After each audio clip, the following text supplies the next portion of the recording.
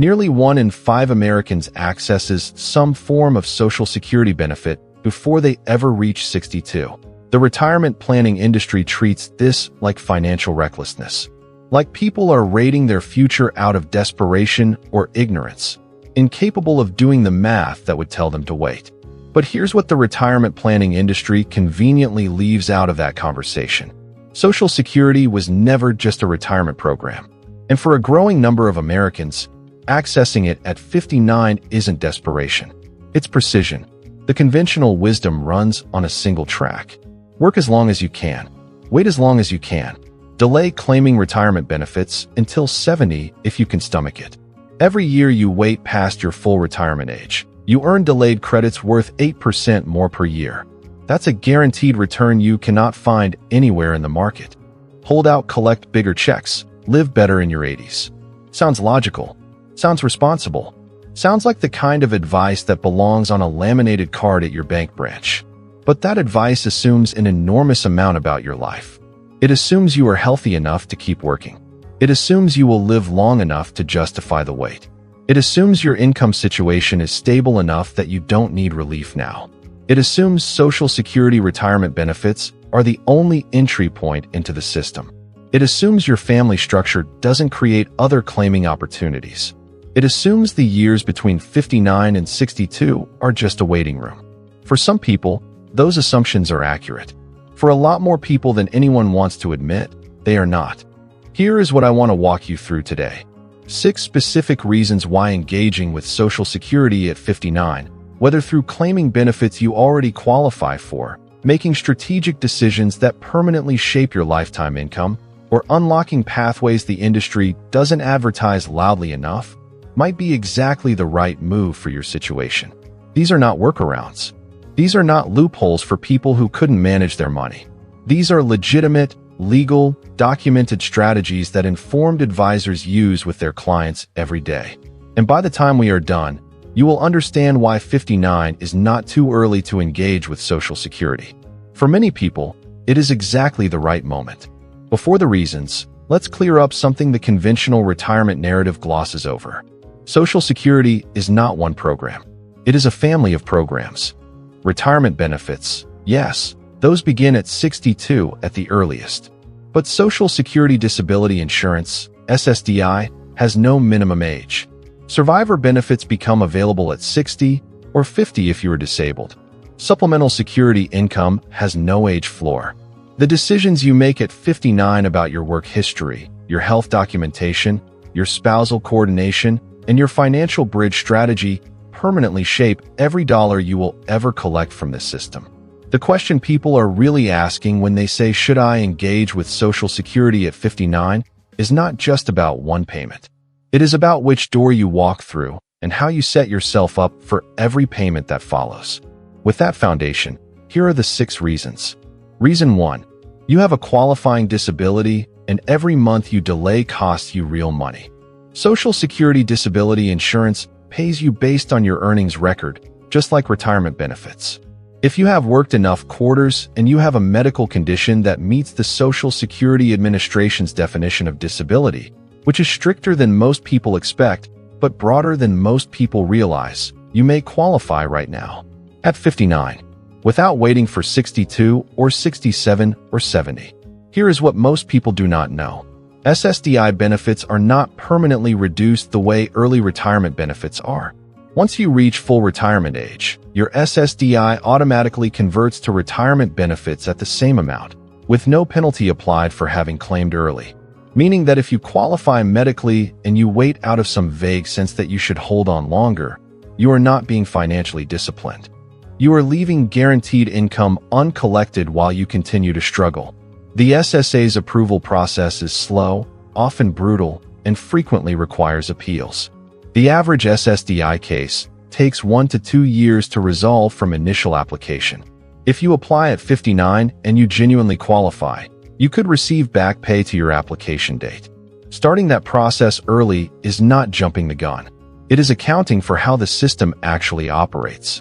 Reason 2.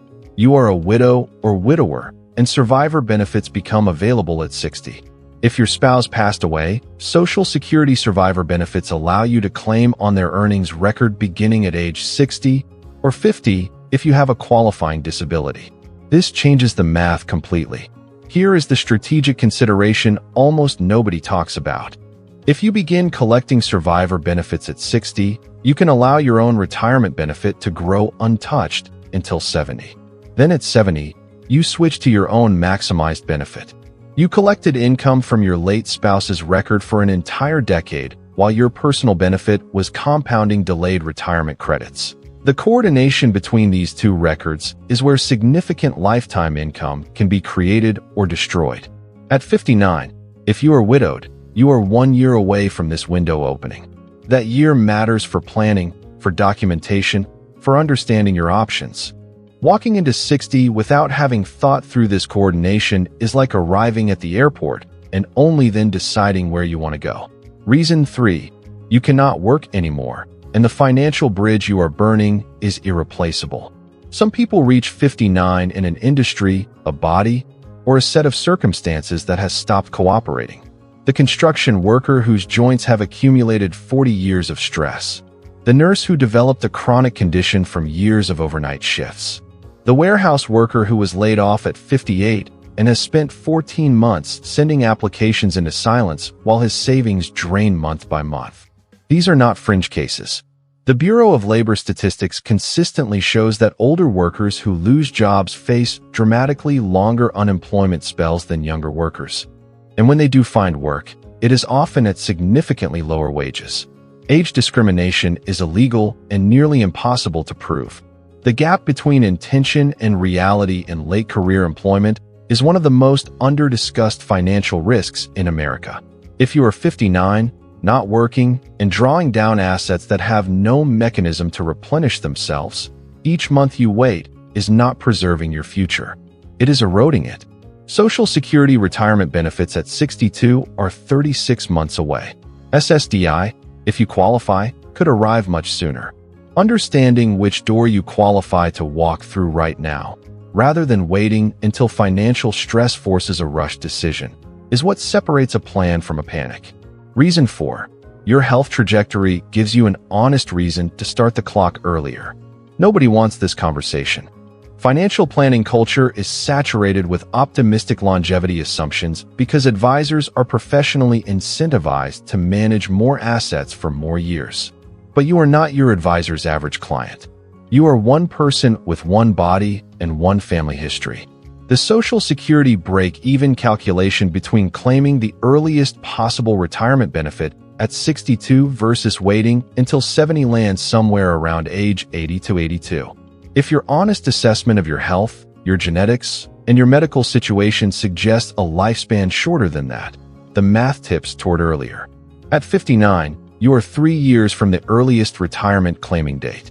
That 3-year window is the time to get honest with yourself, talk to your doctor with specific questions about long-term prognosis, look at your family history without flinching, and factor that reality into your claiming strategy. Making a rushed decision at 62 because you never did this work at 59 costs people thousands of dollars in avoidable mistakes. Reason 5. You have a pension or structured income stream arriving soon, and Social Security can fill the gap years now. If you have a defined benefit pension, a structured settlement, a deferred income annuity, or any other guaranteed income stream that begins at a future date, your income picture has 2 distinct phases, before that income starts and after. The before phase is where people get into trouble. If your pension begins at 62 or 65 and you are 59 right now, you are in the gap. You are not yet receiving the income that will eventually stabilize your retirement. You are either drawing down savings or going without. At 59, you have time to architect the bridge. If SSDI is available to you, it starts now. If you can stretch savings for 3 years and claim early retirement benefits at 62 to cover the remaining gap before the pension arrives, that may be cleaner than a large lump sum drawdown. The decisions you make at 59 about your spending rate, your asset allocation, and your Social Security timing directly determine whether you arrive at your pension start date financially intact or financially depleted. Reason 6. You are the lower earning spouse, and filing on your record early frees your household to optimize the higher record. Couples are not two individuals with two separate Social Security strategies. They are a single financial unit with two earnings records, two health trajectories, and one combined lifetime income to optimize.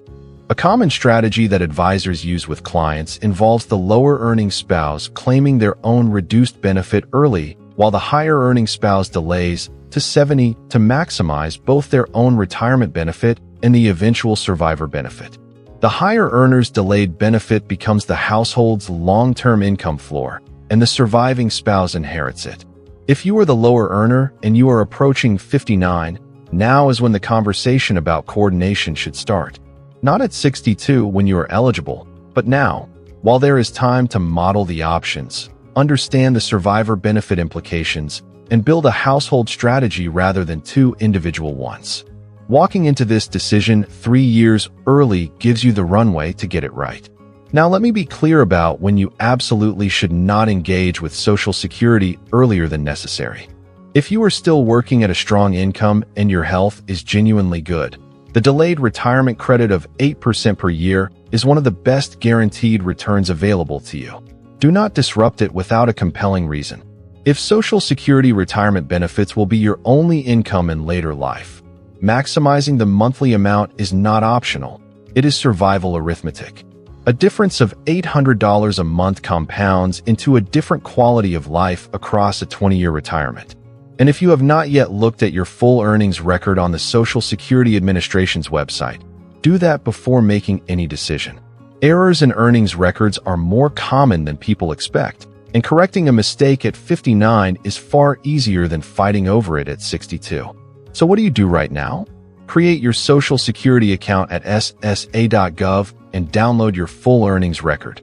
Look at your projected benefit at 62, 67, and 70. If you have a spouse, pull both records together. Get honest about your health. Not pessimistic. Honest. Talk to your doctor. Ask about realistic long-term prognosis given your specific conditions and history.